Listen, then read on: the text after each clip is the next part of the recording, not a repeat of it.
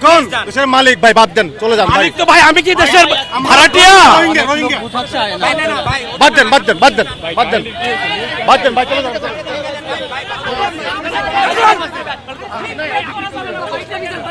Excuse me ভাই, এই যে হ্যালো রুপি, স্টুডেন্ট আসলে এরকম হতে পারে না, স্টুডেন্টের বিহেভিয়ার এরকম হতে পারে না। আমরা স্টুডেন্ট ছিলাম। না আমি বললাম তো, শুধু আমার কোনো দোষ নাই। আমি বলতে চাই ভাই, আমার গাড়ি ভাই, আমি বলি আমরা স্টুডেন্ট ছিলাম। রক্ত আমি কেন ছিলাম? আমি গভর্নমেন্ট সার্ভিস করি।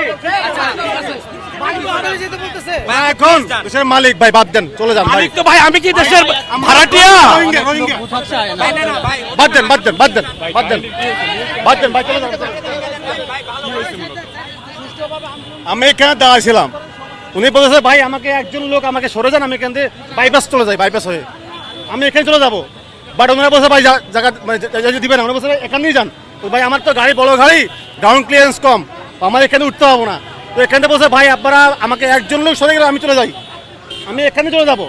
এই কথা বলতে বলতে ওনারা একজন বলছে অভদ্র, বলছে ভাই আমি কিছু অভদ্র, আমি আপনাদের কিছু খারাপ কিছু বলছি, এই বলতে বলতে একজন বলছে মারাচ্ছত, মানে সরি খারাপ ভাষা গাল দিল। তো এটা স্টুডেন্ট আচরণ হতে পারে না ভাই, এটা কোনো স্টুডেন্ট আচরণ না। ওনারা পুরাই সন্ত্রাসী ব্যবহার করতেছে, মানে একদম মানে সন্ত্রাসের মতো দেশের মধ্যে ব্যবহার করতেছে। দেশের মালিক কোনরা, আমাদের দেশে সব কিছু হয়ে গেছে, বাকি সবাই রোহিঙ্গা, দেশের এই অবস্থা দেশের। দৈনিক বাংলাদেশ মিডিয়া, সত্যের সন্ধানে সারাক্ষণ।